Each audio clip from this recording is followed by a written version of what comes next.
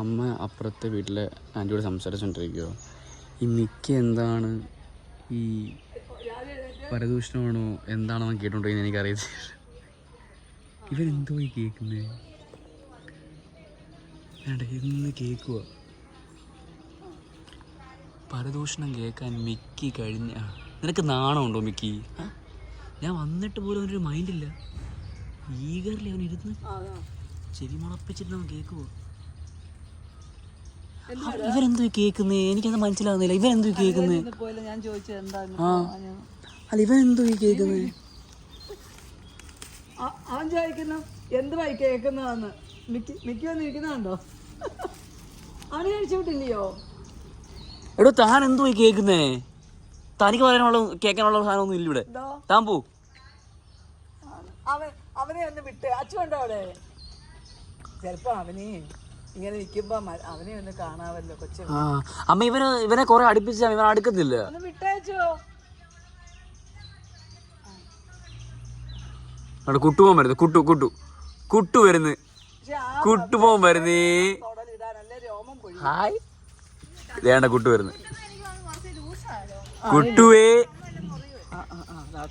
പാർക്കുട്ടിയുടെ മോനെ.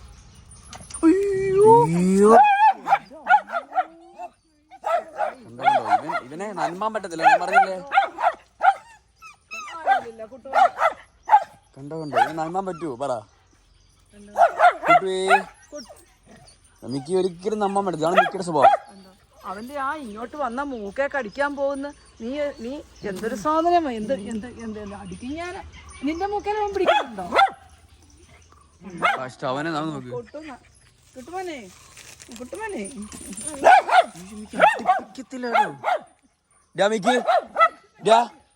എന്തുവാടാ എനിക്ക്?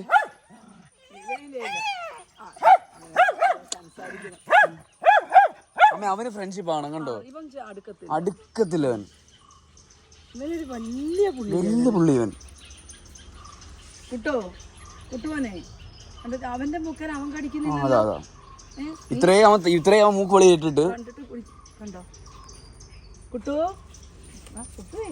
കുട്ടുവേ നമുക്ക് അമ്മയും കുട്ടുകൂടെ പിന്നെ കാണാം കേട്ടോ. ഞങ്ങൾ രഹസ്യമായിട്ടൊന്ന് കാണും കേട്ടോ. ഭയങ്കര സ്നേഹമാ. കുട്ടുവിന് ഭയങ്കര സ്നേഹമാ.